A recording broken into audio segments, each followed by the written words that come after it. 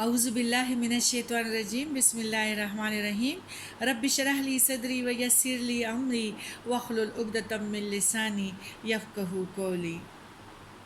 آج ہم انشاءاللہ 217 آیات سورہ بقرہ کا انشاءاللہ ہم پڑھیں گے، اور اس میں ہمارے رب العالمین فرماتے ہیں یسألونک عن الشہر الحرام قتال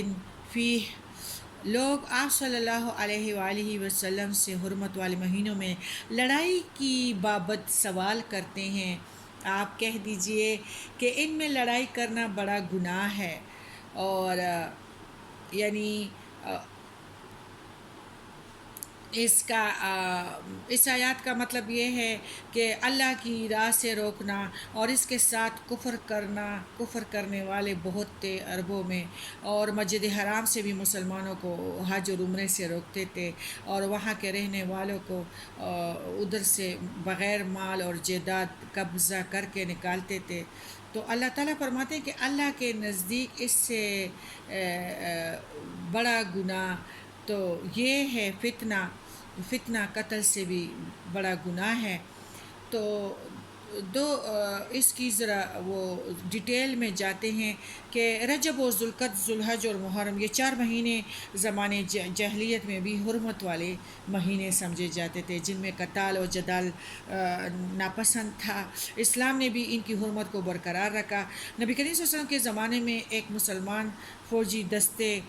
کے ہاتھوں رجب کے مہینے ایک کافر قتل ہو گیا، اور بعض کافر قیدی بنا لیے گئے۔ مسلمانوں کے علم میں یہ نہیں تھا کہ رجب کا مہینہ شروع ہو گیا ہے۔ کفاروں نے مسلمانوں کے لیے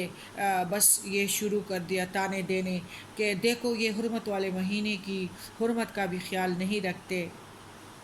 جس پر یہ آیت نازل ہوئی 217 کہ یقیناً حرمت والے مہینے میں قتال بڑا گناہ ہے، لیکن حرمت کی دہائی دینے والوں کو اپنا عمل نظر نہیں آتا، جو خود اس سے بھی بڑے جرائم کے مرتکب ہیں۔ یہ اللہ کے رستے سے اور مسجد حرام سے لوگوں کو تو روکتے ہیں، وہاں سے مسلمانوں کو نکالنے پر مجبور کرتے، ان کو بے گھر اور بغیر جائیداد کے کر دیتے، ان سے مال چھین لیتے ہیں۔ اور کفر شرک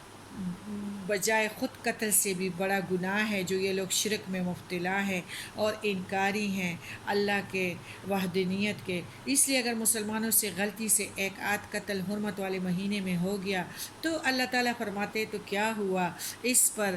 واویلے کرنے کی بجائے ان کو اپنا نام سیاہ بھی تو دیکھ لینا چاہیے۔ یہ لوگ جو تھے یہ اپنی شرارتوں اور سازشوں سے یعنی تمہیں مرتد بنانے کی، مسلمانوں کو اللہ تعالیٰ فرماتے ہیں مرتد بنانے کی کوشش سے باز آنے والے نہیں ہیں۔ یعنی مشقتیں جب دیکھو گے کہ یہ مشقتیں دیکھے اور یہ مسلمانی سے واپس پھر آئے، تو یعنی ادھر اللہ تعالیٰ فرماتے ہیں کہ لڑائی بڑائی کرتے ہی رہیں گے یہاں تک کہ اگر ان سے ہو سکے تو تمہیں وَمَن يَرْتَدِدْ مِنْكُمْ عَنْ دِينِهِ فَيَمُتْ وَهُوَ كَافِرٌ فَأُولَئِكَ حَبِطَتْ أَعْمَالُهُمْ فِي الدُّنْيَا وَالْآخِرَةِ أُولَئِكَ أَصْحَابُ النَّارِ هُمْ فِيهَا خَالِدُونَ۔ یہاں تک کہ اگر ان سے ہو سکے تو تمہیں تمہارے دین سے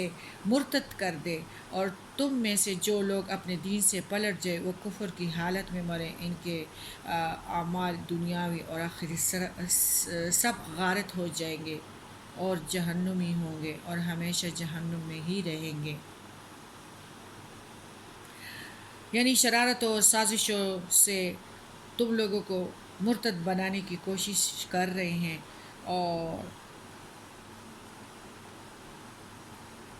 اور پھر تم لوگوں کو یہ بھی کہتے ہیں کہ ان لوگوں نے